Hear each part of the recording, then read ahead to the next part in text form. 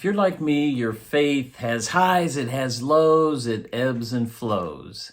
Why is that? Why is it that that happens in our life and we can't have that high level of faith? Well, let's talk about it this morning in your morning cup of inspiration.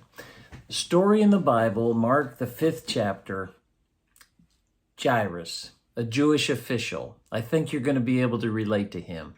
His faith was high. He came to Jesus, said, "Come and lay your hands on my daughter who's sick, and she'll be healed." And so he had strong faith as he went to Jesus, truly believed that Jesus would heal his daughter. And that was in the 23rd verse. It's interesting, the very next verse, immediately Jesus went with him.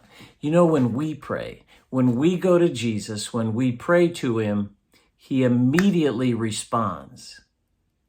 It doesn't mean the answer was immediate, but he immediately puts things in motion. Let's read on down here further. Unfortunately, as they were going to Jairus' house, some of his servants came, and it says in verse 35, "Don't bother the master anymore. Your daughter has died." So the people thought like that was the end. And Jairus didn't want to bother Jesus anymore, and it was going to go on home. Here's the key verse, 36. Listen to what Jesus said. Because Jesus refused to listen to that message, that statement.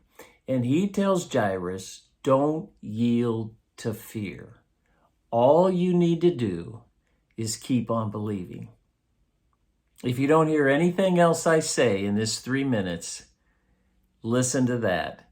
What Jesus said, don't yield to fear. If there's anything that can remove and hinder our faith, it's fear. Don't be influenced by the reports that you hear. Don't be influenced by what other people say. Don't be influenced by what the enemy puts in your head, starts making you doubt, starts making you become fearful of the situation. You prayed, you asked God to minister.